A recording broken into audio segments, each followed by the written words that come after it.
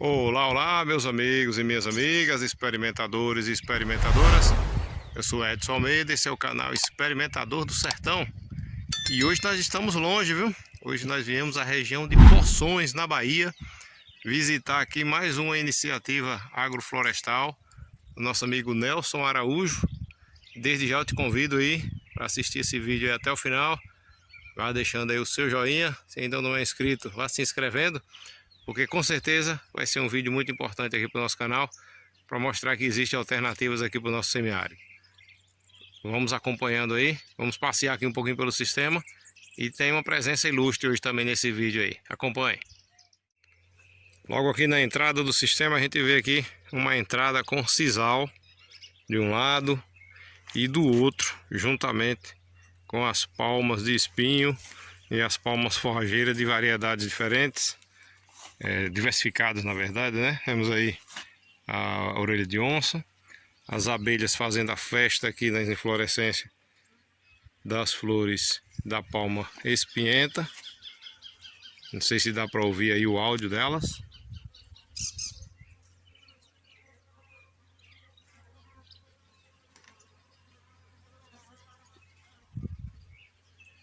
Espero que tenha dado para ouvir. E vamos fazer umas caminhadas aqui por dentro para a gente aprender um pouquinho mais. Nos próximos dias vamos estar imerso aqui nesse sistema agroflorestal implantado pelo companheiro amigo Nelson Araújo. Uma palma bastante espinhenta também. Essa lembra aquela que em alguns vídeos aí no YouTube o camelo come uma palma com bastante espinho. Lembra essa palma aqui. Meu amigo Marcelo Prata me conseguiu algumas mudas dela também. Já temos ela lá no nosso sistema agroflorestal na região de Ribeira do Amparo. Temos aqui a maniçoba,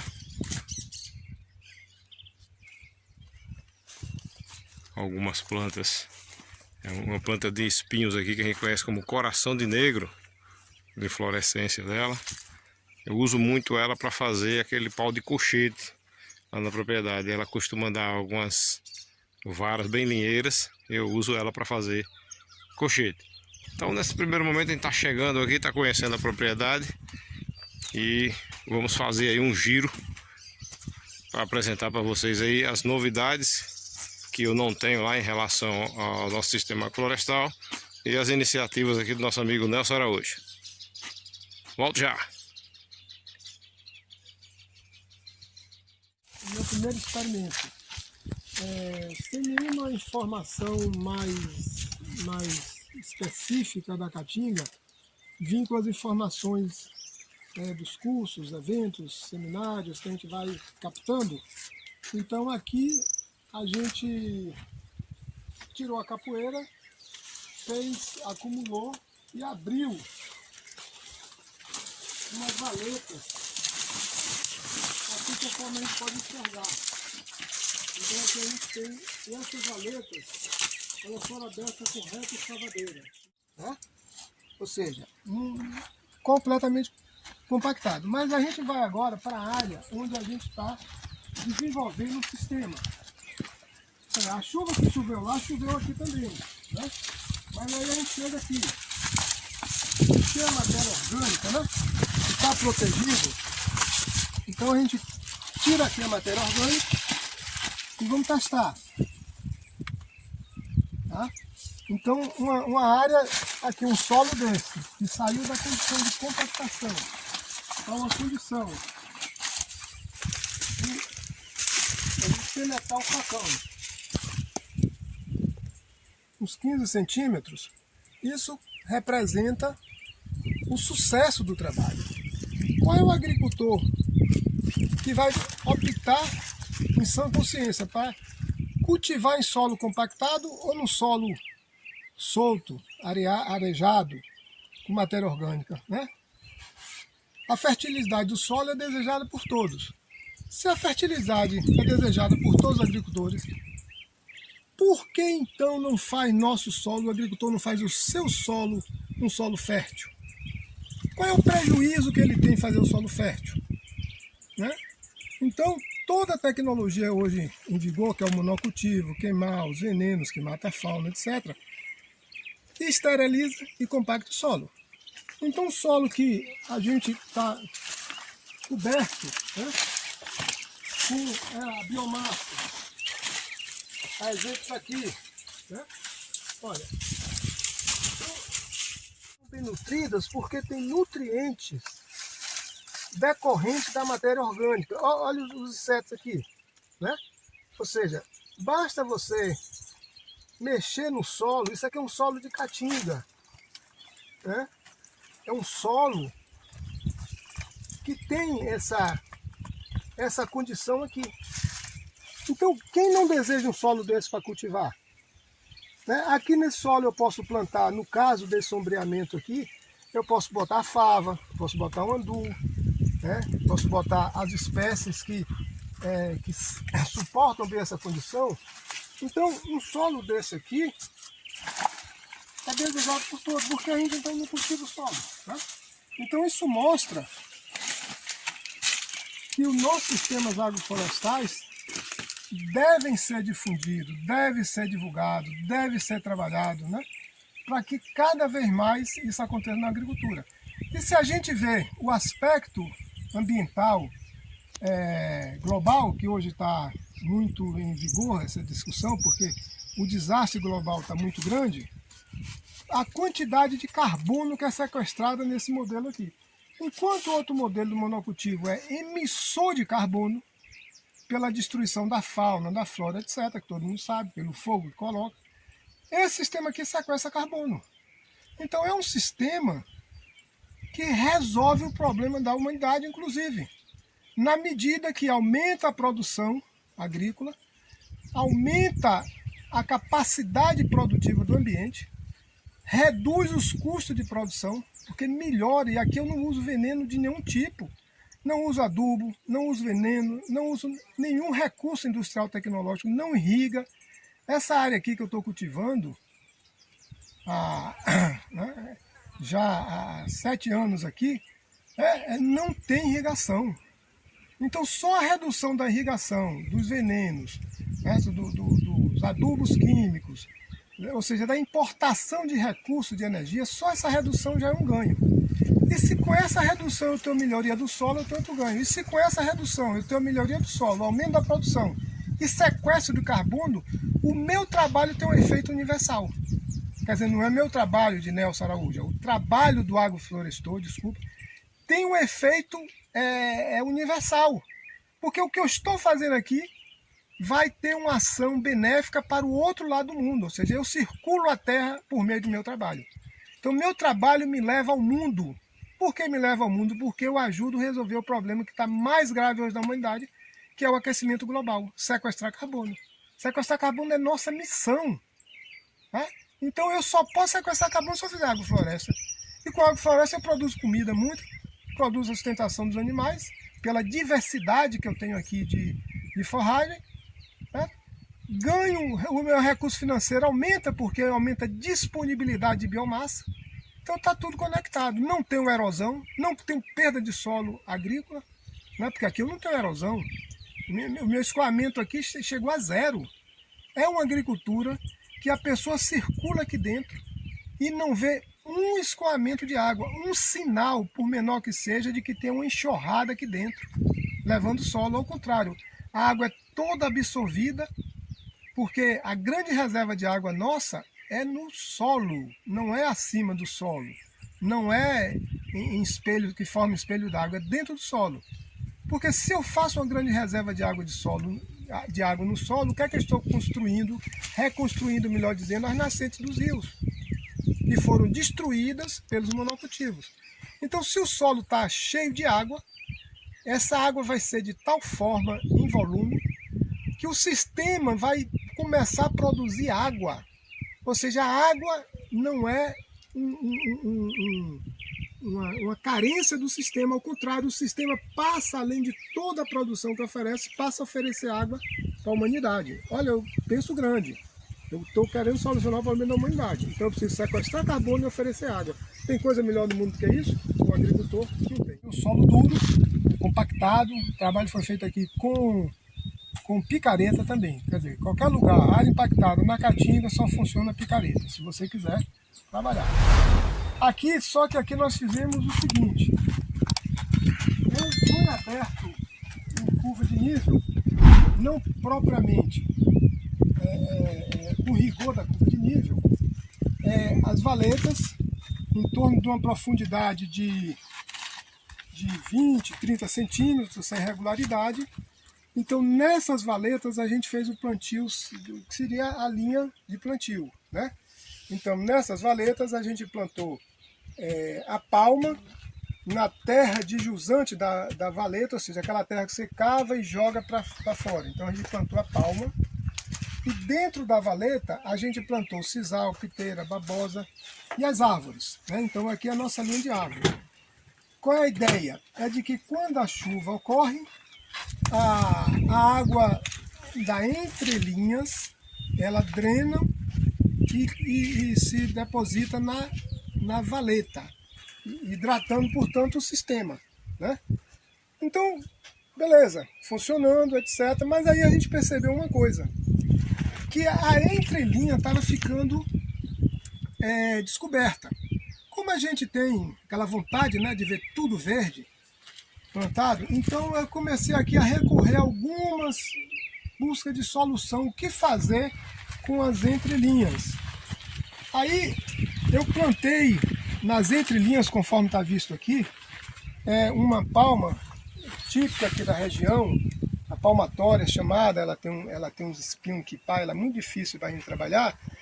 Isso aqui eu tomei como a minha grama, o meu capim, para formar manter o verde. Então ela é uma palma muito rústica, ela nasce nas pedras, no lajedo, com boa biomassa, mas como o Ernst também nos ensinou, ou seja, a raiz exuda, né, os seus ácidos, e busca os minerais na própria pedra. Então não há por que se espantar, porque essa planta está nascendo na pedra. Ali é um lugar bom, porque dali ela está tirando os minerais, que é o que compõe o solo, né? Então, essa experiência aqui, ela está em desenvolvimento. Minha intenção aqui é plantar as espécies produtivas de grãos dentro dessa palma, que eu quero ver o comportamento dela. Então tem alguns pedaços que está reservado aí para a gente fazer essa experiência, para cobrir, portanto, porque a ideia, o conceito, a busca é que não haja 1 centímetro sequer de solo exposto. Então eu estou em busca disso. Não é fácil, mas a gente vai chegar lá. Mas com o passar do desenvolvimento do sistema, a gente vai observando que as linhas vão se encontrando. Então aquela ansiedade, que eu acho que tem que ser cultivada, o aspecto que a gente tem que cobrir, não quero abandonar essa ideia, mas a biomassa produzida, o crescimento das plantas já vai, digamos assim, fazendo aquela cobertura que eu desejava fazer com plantio vivo. Eu não quero de forma nenhuma abandonar ou desprezar esse experimento, porque isso também vale para a gente ir acumulando conhecimento, né? Ou seja, só por fato dessa cobertura. Então nós temos que plantar aqui uma série de plantas que o pessoal diz que não tem valor aqui na região de isso não tem prestígio, está plantando pau, tá? Mas é esse material que vai me oferecer as condições para eu cultivar o milho, o feijão, a abóbora, a melancia, que era como o nosso solo era antigamente. Os nossos bisavós, né, antes do conceito da chamada Revolução Verde, do monocultivo, cultivaram em solos maravilhosos. Por quê? Porque não queimava, porque não tinha esse modelo de monocultivo, né? Cultivava intensamente e diversificado. Essa linha aqui, por exemplo, ela está mais composta, né? Porque aqui eu tive as pipeiras, né? Conforme a gente pode ver o tamanho das pipeiras, e tive aqui o avelóide, né? O que eu fiz aqui com esse avelóide? Podei totalmente ele, deixei só a parte para formar uma copa e podei a piteira. Então eu tenho umas folhas de piteira aqui com quase 2 metros, né? Uma torceira. Isso aqui foi plantado de bulbo. que é a emissão floral da piteira, que é uma coisa assim de 2 centímetros, né? E resultou da maravilha dessa natureza aqui. Aqui eu deixei 3 moitas dessa aqui para a gente observar a importância do avelós no sistema. Então você tem um avelós com a piteira no centro e as condições da palma que está dentro do avelós é impressionante. Ela está muito sadia, grossa, né? Então o conjunto, a simbiose entre as plantas mostra que a palma, numa condição não de extrato médio, baixo, médio, né? Ou seja, sob a sombra do avelós e da piteira, dá um resultado desse. Então, é esse elemento, né, do conjunto, né, uma piteira que é forragem para animal, a palma que é forragem para animal, e essa característica que a gente está enxergando, essas condições milagrosas que a gente está enxergando, aqui ela passou a estação de seca toda desse jeito. O verde escuro ou seja, a melhor condição de fotossíntese, a piteira verde escura, né, sem nenhum sinal de amarelidão, qualquer coisa assim. Ou seja, este conjunto, portanto, mostra para a gente a importância. E junto dele aqui, eu tenho os andus, né? Então, esses andus foram colhidos, podados, né? Portanto, junto com a produção de biomassa para o sistema, junto com a produção de forragem, eu tenho aqui alimentação humana e forragem para animal também, né? Esse andu foi colhido, foi podado, já está fazendo lançamento, novos, flores e tal. Daqui a pouco tempo nós estamos colhendo uma nova safra de andu, né, na primeira chuva que deu. Por quê? Porque o solo está, né, tá fértil, está coberto, solo frio, né? Aí vem agora outra lição de Ernest. Ele diz: o solo frio o solo quente não absorve a água, mas o solo frio absorve a água. Então, aqui já não tem escoamento, o solo está frio, a água infiltra, né? Então é mais um elemento para não produzir escoamento, erosão, perda de solo agrícola, etc., né? Muita biomassa no chão, o sistema funcionando e produzindo ração para animal e produzindo alimento humano. Nesse SAF aqui que a gente está vendo, tem 5 anos, né? Mas você vem aqui 1 mês por ano. A gente pode dizer que é um sistema de baixo manejo. E você já conseguiu isso tudo. Palma forrageira, avelós, piteira, assim. Mudou quando a gente vê essa imagem aérea que você fez de drone. A gente mostrou isso para um amigo e ele falou assim: não, você fez isso aí no Photoshop. Eu falei: não, isso aqui é a área do Nelson, ó, na seca em volta, olha verde como está pulsando, a fotossíntese o ano inteiro. Mas se você pudesse estar aqui, Nelson, como os agricultores, assim, porque você mora a 500 quilômetros de distância e conseguiu fazer isso aqui, trabalhando 1 mês por ano alternadamente. O que você incrementaria nesse SAF aqui hoje, que a gente vê, ó, a palma forrageira tem fruto, aí o figo da Índia, você já plantou guandu, a piteira, um sistema para animais, assim, muita comida. Mas a gente vê que isso pode ser o começo. O que você introduziria aqui, Nelson, de fruta, né? Fernando, isso aí que você está falando, você traz uma reflexão importante, é o seguinte: quanto tempo eu gastei para fazer isso aqui, do meu trabalho? Como eu trabalhava na Petrobras, me aposentei há 2 anos, então durante 3 anos aqui, eu vinha alguns fins de semana por ano. Tinha ano que era 4, 5, 6 fins de semana, fazia o trabalho e contava com a ajuda das pessoas aqui, que eu remunerava para fazer o trabalho aqui para mim, né? Mas esse trabalho que eles faziam era assim, 20 dias, 10 dias, né? Não é um trabalho contínuo. Então, implantar um sistema desse é um sistema de baixo custo, não tem nenhuma exorbitância. Porque se eu venho aqui 4, 5 semanas, fim de semana por ano, porque trabalhava, e a gente consegue fazer isso, se eu estivesse morando aqui, e portanto, esse é um modelo para o agricultor que mora na terra. O agricultor que mora na terra, como é a minha pretensão futura, passar mais tempo, né? Então, num sistema desse aqui, com solo já em processo de recuperação avançada, o solo resfriado, muita biomassa no chão, as linhas de palma, onde tem aqui, além da palma, né, que compõe a matriz fotossintética, como a gente chama, compondo essa matriz, tem além da palma, piteiro, o sisal, a babosa, o mandacaru. Dentro dessa linha ainda tem caju, tem pinha, tem o canjoão se desenvolvendo, a maniçoba, a mandioca, o umbu, né, licuri, então, siriguela.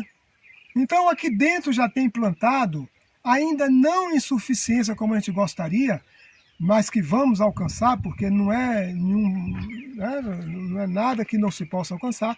Já temos aqui uma diversidade de frutas, né? Uma diversidade de espécies produtoras de biomassa e uma diversidade produtora de forragem animal. Além disso, nas entrelinhas, né, a gente tem plantado andu, milho, fava, algodão, ainda tem algodão, tem a mamona também, né, nas linhas tem a mamona, tem algodão, a gente vai se lembrando, assim vai acrescentando. E nas entrelinhas a gente tem o andu, tem o feijão de porco, o feijão, a abóbora, o milho. Este ano eu colhi aqui nessa área, né, um pouco de milho, um pouco de feijão, um pouco de fava, né, em função justamente da minha ausência, né? Como eu me aposentei há 2 anos, então agora, e teve o período de pandemia que eu não vim aqui, eu passei 2 anos sem vir aqui por causa da pandemia, né? Aí quando eu retornei agora no fim do 2021, então eu já vim aqui 5 vezes, passando 20, no máximo 30 dias aqui durante de novembro, durante o ano, de novembro de 21 até agora. Portanto, se a gente fizer uma conta de um trabalho direto, dá 3 ou 4 meses por ano, né, em trabalho direto. Então, portanto, fazer um trabalho desse não demanda uma atividade diuturna e durante o horário. Agora, nós precisamos entender que isso aqui é apenas o início, porque agora é que ele vai nos oferecer condição para diversificar, para plantar, para introduzir a piteira, introduzir a piteira, introduzir a pitaia, certo? Introduzir o romã, introduzir a acerola. Então, que são plantas assim bem adaptadas às nossas condições aqui. Então aqui eu posso fazer um pomar fantástico, como eu já falei do umbu, da siriguela, do licuri, etc. Então, junto com tudo isso, sem perder a oportunidade de plantar a fava, o milho, o feijão, a abóbora, o sorgo, né, que eu plantei aqui, o andu, né? Então, hoje aqui a gente pode permitir plantar isso. E o que é interessante nesse sistema atualmente é a quantidade de plantas de arbórea, inclusive nativa do local, que está surgindo. Então, eu estou me deparando aqui, enquanto estou fazendo o manejo, com uma planta que a gente chama aqui andu de periquito, com a aroeira, com a sucupira, que são arbóreas, né, de excelente madeira, plantas, né, muito importantes para o sistema, né, além do canjoão, né? Então, tem plantado aqui, tanto por ação nossa, como naturalmente por dispersão de semente, surgindo aqui espécies arbóreas aqui. Então eu acho que daqui uns 5 anos, isso aqui vai estar um pomar arbóreo, fechado, e aí eu já vou estar preparado para fazer o segundo passo, que é introduzir aqui as espécies de animais de maior porte dentro do sistema. Hoje eu produzo forragem animal, mas como o sistema está em desenvolvimento, né, as plantas estão baixas, você não pode introduzir aqui a cabra, o boi, porque senão você danifica o sistema. Então, eu posso oferecer aqui do lado, certo? Essa ação, mas eu quero, com o desenvolvimento do sistema, introduzir o animal para ficar permanentemente pastando aqui dentro, né? Em função dos estratos que vão começar a ser formados, né? Com as espécies arbóreas, estrato médio, alto, né? Estrato baixo, né? As ramas, que na Caatinga ela é muito rica em ramas. Então, quando a gente tiver esse sistema montado, que eu espero daqui uns 5 anos, a gente tenha isso assim já bem instalado, a gente já pode introduzir animais aqui sem problema. A gente pega uma área degradada, como essas que tem aqui no seu entorno, a gente vê muito assim, os morros descobertos, terra nua mesmo, e num lugar muito empinado. Você olha, choveu, vai lavar a terra, vai levar tudo embora. Começando num lugar assim, é possível, porque o que a gente está percebendo é que você construiu aqui a matriz fotossintética, né, que você chama, eu achei uma palavra muito boa assim, a matriz que vai permitir você dar um salto.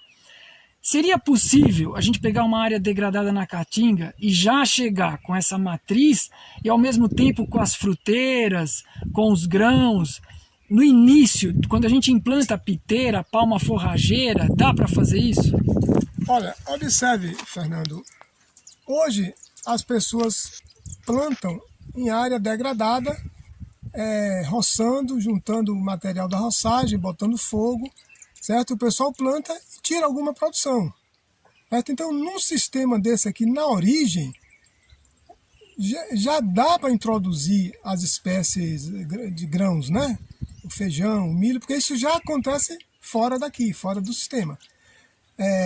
Naturalmente que essa produção não vai ser boa, como, né?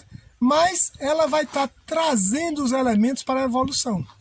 Então, a tendência dessa produção é crescer com o passar do tempo, né? Mas se você comparar o início de uma área com instalação de valetas, não escoamento de água, produção sem biomassa, no início não tem biomassa para cobrir o solo, mas só o fato de você ter as valetas infiltrando a água, não permitindo o escoamento, portanto a erosão, o arrasto daquele milímetro superficial do solo que qualquer chuvinha arrasta, se você já tiver brecado, estancado esse processo, sua produção de grãos já vai ser numa condição melhorada. A palma já vai reduzir a circulação do vento diretamente no solo, né? Então já vai começar a emitir raízes no solo. Estou falando de uma situação bem inicial, bem primária, né? Eu não pude ter essa experiência aqui, como eu disse, porque eu não morava aqui. Então isso aqui eu não fazia uma roça convencional aqui, convencional no sentido do milho, do feijão e tal. Mas isso é plenamente viável, aliás, não é mais do que viável, isso é obrigatório, é mandatório. Você, antes de fazer esse alisamento da terra, arrancando a biomassa, botando fogo para plantar, que é o que o pessoal faz, se você fizer um trato mínimo de valetas e o plantio das palmas na terra de jusante da valeta, aumentando o barramento da água, porque quando você planta jusante, toda a água de montante, ela estaciona na valeta, e se você plantar o milho, o feijão naquela valeta, vai ter condição muito melhor do que você plantar em qualquer solo nu. Cortado embaixo, ela rebrota por causa das reservas de energia. E nós temos um pé de palma aqui, que ele não sofreu o corte conforme recomendado pelos institutos de pesquisa e pelos agrônomos, etc., que vê a palma apenas numa perspectiva de uma produção imediata. Não projeta numa perspectiva do tempo, no longo prazo, o aumento dessa produção. Então um pé de palma desta forma aqui, além dele dar fruto, está sadio, está, né, bem produtivo, então a gente vai ver aqui agora como produzir sem danificar o pé, fazendo com que o rebroto seja produto da nova fotossíntese. Então a fotossíntese gerada naquele período, com o número de raquetes, né, em maior quantidade, mais fotossíntese, maior rebroto, portanto maior produção de palma, diferentemente do que a gente viu antes. Então, Um pé de palma com essa característica aqui que a gente está vendo vai nos dar uma produção maior do que aquela e com a vantagem de que a fotossíntese agora é que vai produzir os novos lançamentos e, portanto, a nova produção. Vou fazer um corte aqui só para a gente ensaiar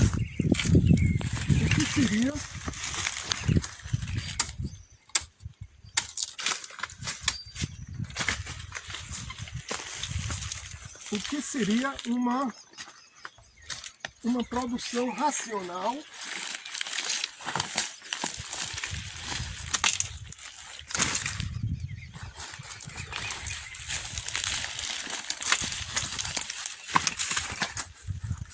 e é interessante a gente comparar a produção de colheita, portanto, e não de corte.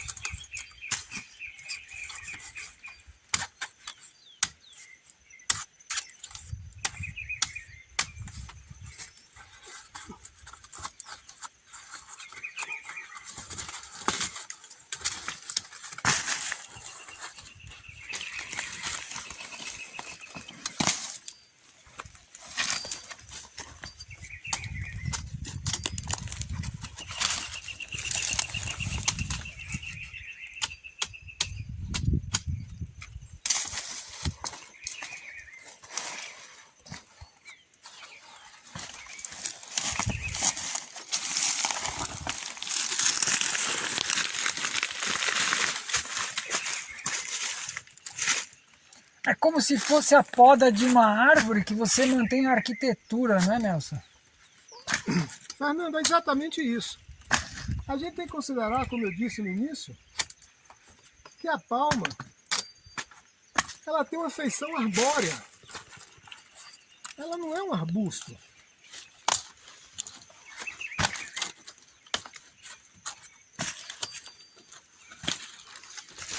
Olha, vamos comparar o tanto de produção que eu fiz a poda e na falta do outro lado, né? Mas pegando só esse lado aqui, veja a diferença, se tem muita diferença entre antes da poda e depois da poda. E aqui no chão, a gente tem um resultado dessa colheita. Qual é o pé de palma cortado que dá uma produção dessa? Tá?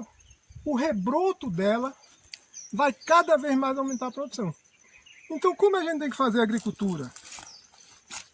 Pensando no longo prazo, pensando sempre na implantação de um processo para melhorar o solo e cada vez mais intensificar a produção, eu tenho que trazer o plantio de palma desse mesmo conceito. Eu não posso, portanto, plantar palma, como a gente viu ali, como a gente pode voltar aqui.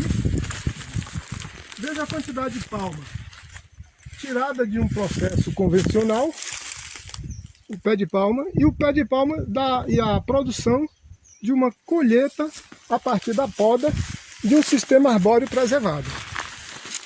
Então é isso que deve nos mover.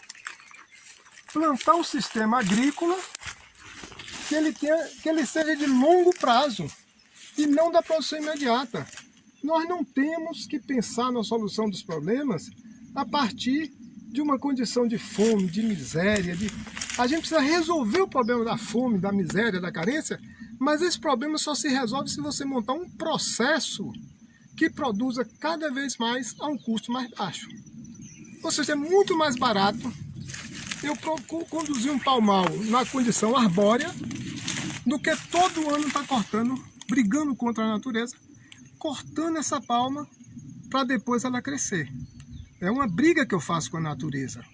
Eu tenho que estar alinhado com o fenômeno que a natureza me traz, que é palma no conceito arbóreo. Então, na hora que eu brigo com a natureza, prejudica o solo, prejudica a própria planta, prejudica o recurso financeiro, porque aumenta-se o gasto, eu vou precisar depois refazer esse plantio. E o sistema arbóreo ainda me traz uma vantagem.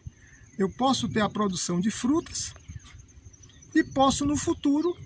Agora imaginem, um plantio de palma com 4 metros de altura, o fuste lignificado, que ovelha, cabra, nenhum outro animal qualquer possa roer, né, porque ela faz aquele fuste, faz o caule. E aí eu posso fazer um plantio embaixo desse palmal que sirva de pasto, né? Capim, algumas gramíneas, ramas, etc. A gente precisa testar esse processo debaixo desse pé de palma. Quer dizer, os animais vão pastejar numa condição de sombra. E o capim vai ser muito melhor, muito mais nutritivo por causa da biomassa da palma, da interação com as outras espécies, etc. Então, esse é o sistema desejado. Esse é o sistema que nós temos que procurar construir, né?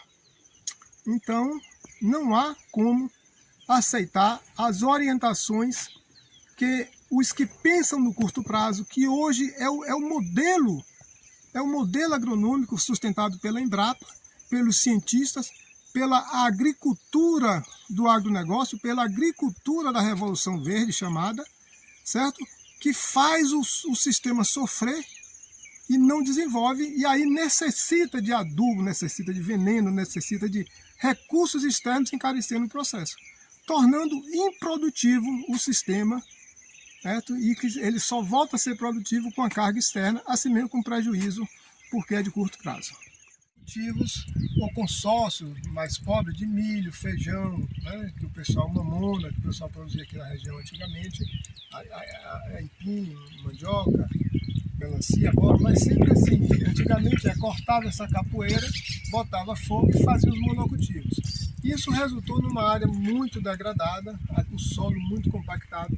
Tanto é que o início do nosso trabalho precisou se utilizar enxadeta, já não dava conta, e picareta, né? Picareta foi a ferramenta que a gente utilizou muito, tal nível de compactação e falta de matéria orgânica do solo, né? Então o que é que a gente fez desde o início, né?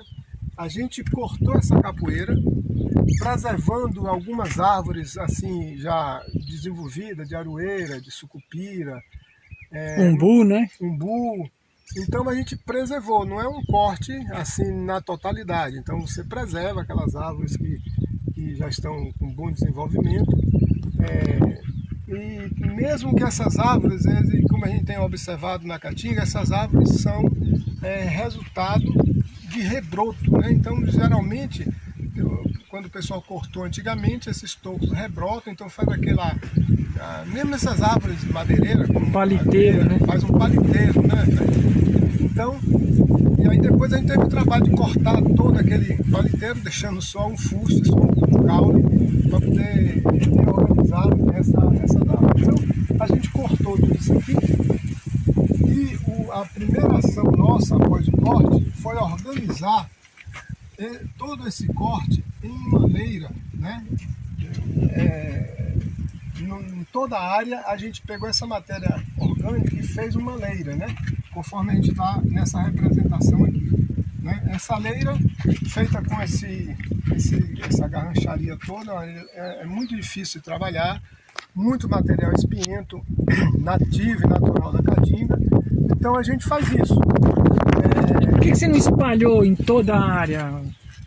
Pois é, Fernando, espalhar esse material na área tem dois problemas. O primeiro é que ele não é suficiente para fazer uma cobertura, para proteger o solo, para fazer o sombreamento. E o esparramamento desse material em toda a área criaria uma dificuldade muito grande do manejo, do plantio, porque é uma garrancharia, difícil circulação dentro, difícil plantio, e dificultava muito. Então, o que é que a gente resolveu? Fez essas leiras. A quantidade de leiras é proporcional à quantidade da capoeira, é pouco para o sistema, e aqui esse desenho representa justamente isso. Observe que aqui está representando 3 valetas, mais uma leira. Então, a cada 3, 4, 5 valetas, a depender, existia uma leira, né, desse material. Aqui está o rio, né? Aqui está o rio, mata ciliar. Pô, eu não vou ter rio aqui, não vou ter nascente se eu não tiver a área de infiltração. Então, Este mecanismo aqui é um mecanismo fundamental que a gente tem que entender e aplicar na nossa agricultura. Então, se eu faço a água se movimentar sempre no sentido vertical, até que encontre uma rocha dura, tem muito solo aqui que ela vai hidratar. Certo? E ela vai alimentar as grandes árvores que têm raiz de 10 metros, raiz imensa. E foi isso, meus amigos e minhas amigas, essa nossa visita aí, esse oásis no meio do sertão lá de Poções, onde pudemos acompanhar aí algumas explicações e apreciar aí a beleza de uma área em recuperação. Desde já, peço aí, deixe o seu joinha se gostou desse vídeo. Se não gostou, não tem problema, pode colocar aí o dislike. Se ainda não é inscrito, não é inscrito aqui nesse canal, venha pro lado de cá. Faça parte aí do grupo do canal Experimentador do Sertão. Forte abraço, tchau, tchau e até o nosso próximo vídeo, se Papai do Céu nos permitir. Até a próxima. E tudo isso no meio do eucalipto.